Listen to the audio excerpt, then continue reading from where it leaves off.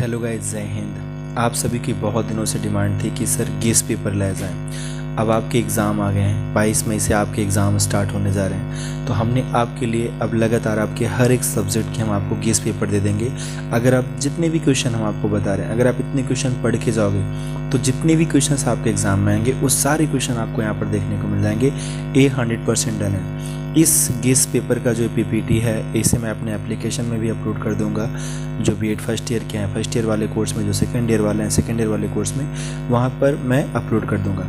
यहाँ पर मैं आपको जितने भी क्वेश्चंस बताऊंगा वो सारे क्वेश्चंस आपके एग्ज़ाम की ओरिएंटेड होंगे। इट मीन्स आपके एग्ज़ाम में आने की पूरी पॉसिबिलिटी इनकी बनती है। इनफैक्ट पॉसिबिलिटी क्या, आपके एग्ज़ाम में आएंगे। इनफैक्ट आप जब पेपर देंगे तो आप देखेंगे कि क्वेश्चंस आपको अपने एग्ज़ाम में देखने को मिलेंगे। तो कुछ ऐसा ही मॉडल पेपर आपको हम देने जा रहे हैं आपके हर एक सब्जेक्ट का।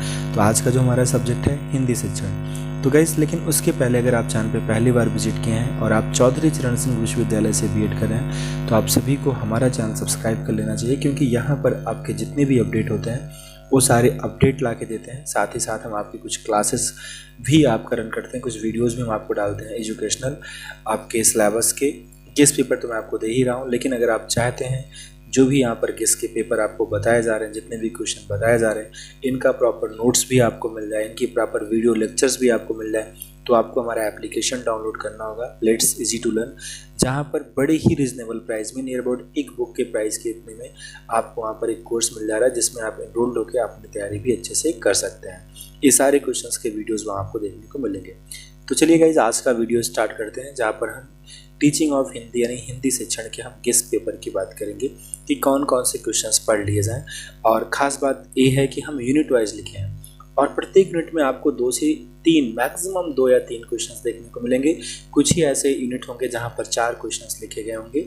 उसका रीज़न ये बन जाता है क्योंकि वहाँ पर लघुत्तरी क्वेश्चंस आपके कुछ इंपॉर्टेंट है, तो लघुत्तरी को भी मैंने ऐड कर दिया है। बाकी आपके सारे क्वेश्चंस आ जाएंगे यहाँ पर, चाहे लघुत्तरी का होगा चाहे आपका विस्तृत उत्तरी होगा। अति लघुत्तरी और बहुविकल्पी के लिए आपको थोड़ा सा किताब को पढ़ना पड़ेगा, या हमारे कोर्स में एनरोल हो जाओगे तो वहाँ पर अब हम यूनिट वाइज अति लघुत्तरी प्रश्नों का फटाफट वीडियोस भी अपलोड करने वाले हैं। गाइज, यहाँ पर जैसे हम यूनिट फर्स्ट की बात करेंगे तो यूनिट फर्स्ट का नाम है भाषा का स्वरूप, प्रकृति एवं हिंदी भाषा। यानी अभी जो यूनिट है ना, इस पूरे यूनिट में कहीं ना कहीं भाषा के स्वरूप की ही बातें होंगी, हिंदी भाषा को लेके बातें होंगी, इनकी प्रकृति के बारे में बातें होंगी। यही बातें पूरी इस यूनिट में होंगी। यहाँ जितने भी क्वेश्चंस आपको देखने को मिलेंगे वो सारे क्वेश्चंस हिंदी भाषा की प्रकृति, स्वरूप, इनके बारे में ही आपको सारे क्वेश्चंस देखने को मिलेंगे। यहाँ पर जो हमने सबसे पहला क्वेश्चन इंपॉर्टेंट रखा है, और इस बात को ध्यान देना, यूनिट फर्स्ट से आपके एग्जाम में एक लॉन्ग टाइप का क्वेश्चन 101% आ जाता है। 101% मतलब 101%। और यहाँ पर इस यूनिट में जो आपके 2 इम्पॉर्टेंट क्वेश्चंस हैं लॉन्ग टाइप के, क्योंकि इन लॉन्ग टाइप के क्वेश्चनों को पढ़ने के बाद आपके शॉर्ट टाइप भी क्वेश्चन तैयार हो जाएंगे। शॉर्ट टाइप क्वेश्चन में इन्हीं को आपको शॉर्ट में दिया रहेगा कि भाषा से क्या अर्थ है, सिर्फ इतना ही, ठीक है, इनके उद्देश्य को बताइए या इनकी प्रकृति को वर्णन कीजिए। तो ऐसे ऐसे क्वेश्चन आपको देखने को मिलेंगे लघुत्तरी में। इट मीन्स अगर आप ये 2 विस्तृत उत्तरी इस यूनिट से तैयार कर लोगे तो आपका लघुत्तरी प्रश्न तैयार हो जाएगा। पहला जो क्वेश्चन है, भाषा से आप क्या समझते हैं, संक्षेप में स्पष्ट कीजिए। भाषा की प्रकृति एवं विशेषताओं का वर्णन कीजिए। भाषा की आवश्यकता एवं महत्व पर प्रकाश डालिए। अब इस प्रश्न का प्रॉपर वीडियोस आपको हमारे एप्लीकेशन पे भी मिल जाएगा, कंप्लीट वीडियो। और जब आप उस वीडियो को देखोगे तो अच्छे से समझ पाओगे भाषा का मतलब क्या है, और आप एक बार सुनोगे, आंखें बंद करोगे, विजुलाइज कर पाओगे, देन अपने एग्जाम में उन चीज़ों को हूबहू लिख पाओगे। मतलब आपको रटना नहीं पड़ेगा, क्योंकि बीएड में रटने वाला चीज़ नहीं है कि आप इतनी चीज़ों को रट के कैसे याद कर पाओगे। तो समझने वाली बातें हैं जो कि वहाँ पर मैंने अच्छे से बता रखा है। मातृभाषा शिक्षण पर हमारे छात्रों का मानसिक एवं बौद्धिक विकास निर्भर करता है। इस कथन की विवेचना कीजिए। या मातृभाषा से आप क्या समझते हैं, मातृभाषा का ज्ञान ही बालक के संपूर्ण जीवन की उन्नति का आधार है। इस कथन का शो उदाहरण स्पष्ट कीजिए। इस यूनिट में आपको सिर्फ यही 2 क्वेश्चन पढ़ने हैं। इट मीन्स एक भाषा और एक मातृभाषा। मातृभाषा के बारे में आप सभी को पता है कि जैसे ऐसा ज़रूरी नहीं कि जैसे कोई भी बालक है, जो आप अपने माता पिता से भाषा ग्रहण करते हैं वही आपकी मातृभाषा होती है, लेकिन हमेशा माता पिता से ऐसा भी नहीं कह सकते हैं। जैसे मान लीजिए हमारे माता पिता हिंदी बोलते हैं और हमारा उसी परिवेश में जन्म होता है और उसी परिवेश में हमारा पालन पोषण होता है हमारे माता पिता के साथ, तो जाहिर सी बात है हमारी जो भाषा होगी वो मातृभाषा होगी, क्योंकि हमने अपने माता पिता से वही ग्रहण किया। लेकिन हमारा जन्म हुआ और हमारे माता पिता हमारे पालन पोषण के लिए हमें किसी ऐसी जगह भेज देते हैं जहाँ की भाषा हिंदी नहीं है। अब वहाँ जिस परिवेश में हमारा जन्म होगा, वहाँ का जो भी भाषा हम सीख पाएंगे, हमारी मातृभाषा वही होगी। अगर वहाँ का इंग्लिश लैंग्वेज है और हम जब बड़े होंगे तो जाहिर सी बात है हम इंग्लिश ही बोलेंगे, क्योंकि हमारा पालन पोषण वहीं से हुआ है। तो हमारी जो मातृभाषा कहलाएगी वो इंग्लिश कहलाएगी। यानी ये कह सकते हैं कि मातृभाषा पीढ़ीवादी नहीं है, कि मतलब ये पीढ़ी दर पीढ़ी जो हमारा, इसे हम क्या कह सकते हैं, एक शब्द में हम इसे कह सकते हैं, वर्ड नहीं आ रहा मेरे माइंड में, बस इतना कह सकते हैं कि ये हमारा जो है, देखो बहुत ही अच्छा वर्ड है जो कि दिमाग में नहीं आ रहा है, बस इतना सा कह सकते हैं कि हमारे माता पिता से जो हमें लैंग्वेज प्राप्त होता है, हमेशा यही नहीं कह सकते कि वही मातृभाषा है। मातृभाषा का मतलब जिस परिवेश में हमारा जन्म होता है, जिस परिवेश में हमारा पालन पोषण होता है, जहाँ की भाषा हम पहली भाषा सीखते हैं, वही हमारी मातृभाषा होती है। तो इनके बारे में हमने वहाँ इस तरीके से डिफाइन किया है कि चीज़ों को पढ़ने के बाद फिर आपको याद नहीं करना पड़ेगा, आप लिख पाओगे एग्ज़ाम में, इसलिए लिख पाओगे क्योंकि बहुत अच्छे से वहाँ बताया गया। गाइस हम यूनिट सेकंड में आएंगे। यूनिट सेकंड में हम बात करेंगे हिंदी शिक्षण के उद्देश्य एवं लक्ष्य की। अब हिंदी शिक्षण के उद्देश्य एवं लक्ष्य को ही लेकर इस पूरी यूनिट में बात होगी। और यहाँ पर जो हमने क्वेश्चन इंपॉर्टेंट रखे हैं वो 2 क्वेश्चन हैं। इन दोनों क्वेश्चनों को जरूर पढ़ के जाइएगा, आपको ये क्वेश्चन देखने को अपने एग्जाम में मिलेंगे। अब होता क्या है, आपके जो विस्तृत टाइप के क्वेश्चन होते हैं वहाँ 6 प्रश्न होते हैं।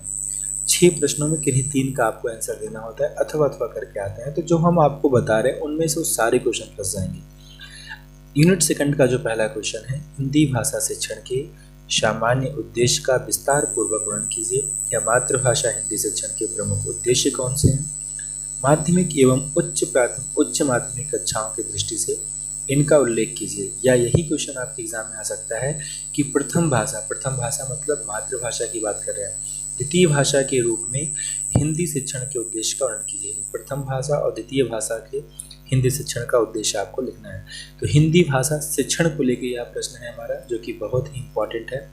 अब पहली भाषा को हम मातृभाषा भी कहते हैं, तो मातृभाषा भी आ सकता है। और यहाँ पर शिक्षण स्तर की भी बातें होंगी। जैसे शिक्षण का जो स्तर होता है, विभिन्न स्तर होता है। आपकी माध्यमिक कक्षाएं होती हैं, जूनियर की होती हैं, प्राथमिक की होती हैं, है ना। तो उच्चतर स्तर की कक्षाएं होती हैं, तो उनके बारे में भी यहाँ एक क्वेश्चन आपका बन जाएगा, जो कि बहुत ही इंपॉर्टेंट है। मैंने लिखा भी है, शिक्षा के विभिन्न स्तरों पर हिंदी भाषा शिक्षण के उद्देश्य को वर्णन कीजिए। अब शिक्षा के जो विभिन्न हमारे स्तर होंगे वो माध्यमिक स्तर होंगे। सबसे पहले तो माध्यमिक नहीं, प्राथमिक आता है, प्राथमिक के बाद माध्यमिक आएगा, देन उच्चतर आएगा, ऐसे जूनियर भी कहेंगे, उसी के बीच में जूनियर देन माध्यमिक देन उच्चतर। तो ये इनके सीक्वेंस होते हैं, इनके बारे में आपको पढ़ना है, और एक क्वेश्चन यहाँ से भी बन सकता है। तो ये दोनों प्रश्न आप जरूर याद करिएगा यूनिट सेकंड से। गाइस यूनिट थर्ड की अगर बात करें तो यहाँ हमने एक लॉन्ग टाइप का क्वेश्चन लिखा है, वो आपका है भाषा प्रयोग एक कौशल है, इस पर निबंध लिखिए। क्योंकि ये जो आपका यूनिट है इसमें सिर्फ भाषाई कौशल शिक्षण उद्देश्य एवं प्रक्रिया के ही बारे में बात होगी।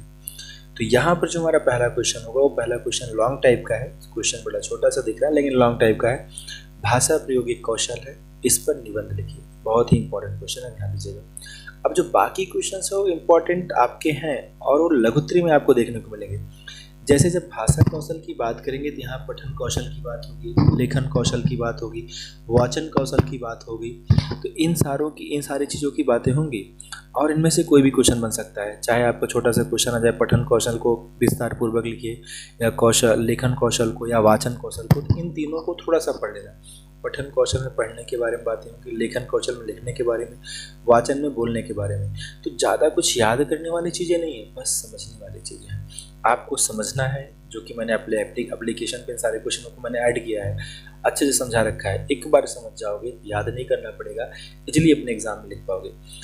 सूक्ष्म शिक्षण के स्वरूप तथा शिक्षण कौशल का वर्णन कीजिए। ये आपका तीसरा क्वेश्चन होगा, जो कि लघुत्री होगा।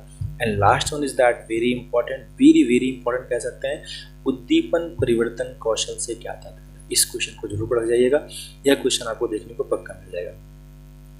गाइस हम यूनिट 4 की बात करेंगे, हिंदी साहित्य की विधाएं। अब हिंदी साहित्य में आपको पता है गद्य पढ़ते हैं, पद्य पढ़ते हैं, उनके बारे में बात करेंगे, एवं उनका शिक्षण। तो यह जो हमारा यूनिट है, यहाँ से भी एक क्वेश्चन लॉन्ग टाइप का आपको देखने को मिल सकता है। बेसिकली हमने 4 क्वेश्चन रखे हैं, 2 क्वेश्चन हमारे यहाँ पर शॉर्ट टाइप के हैं, 2 क्वेश्चन हमारे लॉन्ग टाइप के हैं। पहले 2 क्वेश्चन जो है, गद्य शिक्षण की प्रक्रिया के मुख्य अंग कौन से हैं, कठिन शब्दों की व्याख्या हेतु प्रयोग की जाने वाली प्रमुख विधियाँ, उदाहरण सहित लिखिए या हिंदी गद्य शिक्षण को संक्षेप में स्पष्ट कीजिए। ये हमारा एक लॉन्ग टाइप का क्वेश्चन है जो कि आपके एग्जाम में आ सकता है। ध्यान देना, यहाँ गद्य और पद्य से दोनों से क्वेश्चन हो सकता है।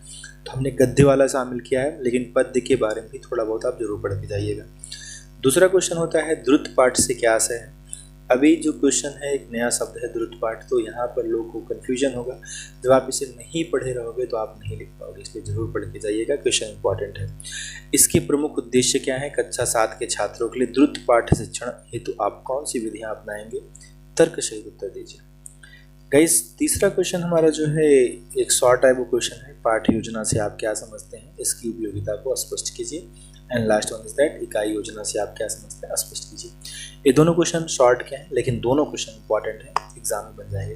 एक्चुअली में हमने जो भी क्वेश्चंस रखे हैं सारे इंपॉर्टेंट रखे हैं। यूनिट 5 में हमारा हिंदी में दक्षता विकसित करने वाले घटक की बात होगी, जहाँ पर पहला क्वेश्चन है सहायक सामग्री अथवा सहायक साधन। इस क्वेश्चन को जरूर पढ़ के जाइए, वेरी वेरी इंपॉर्टेंट है।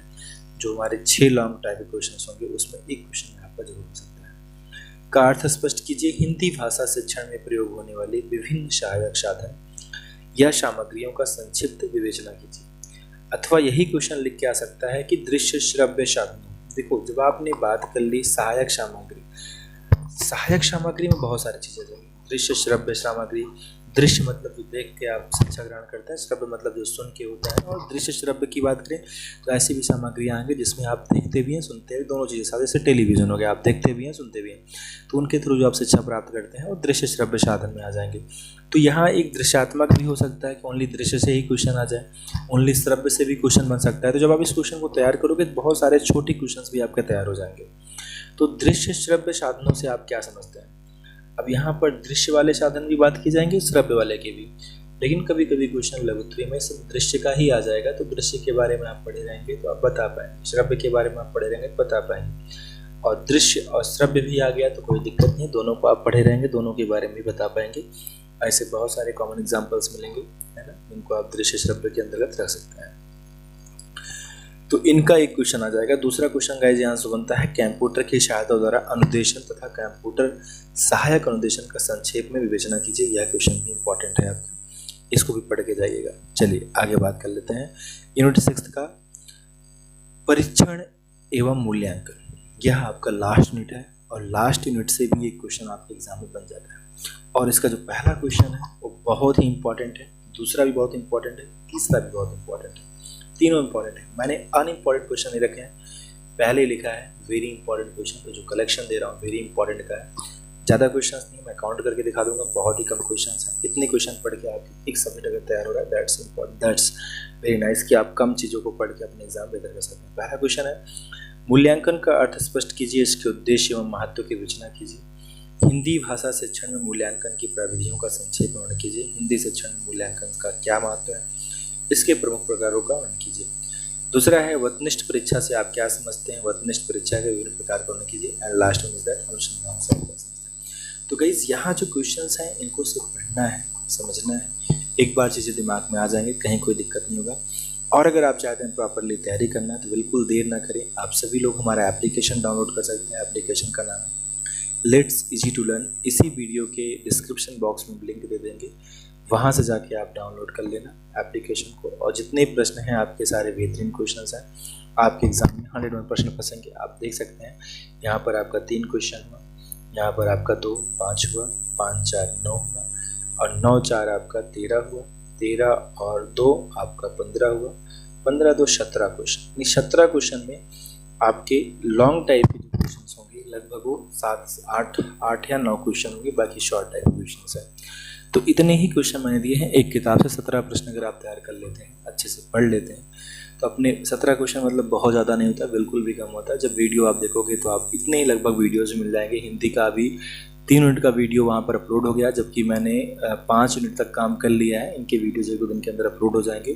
पीपीटी रेडी हो गई, बस वीडियो शूट करके अपलोड करना है। पीपीटी में भी कल भी मैं अपलोड कर दूंगा, तो वीडियोज़ भी 2 से 3 दिन के अंदर अपलोड हो जाएंगे, 5 यूनिट तक के। तो लगभग इतने क्वेश्चन के वीडियोज़ भी आपको वहाँ मिल जा रहे हैं। सो गाइस, यही है, आप तैयारी करो, अपना एग्ज़ाम में अच्छा करो। वीडियो में कमेंट करिएगा अगले वीडियो किस सब्जेक्ट का लाएँ, आप ज़रूर कमेंट करिएगा। सो थैंक यू, जय।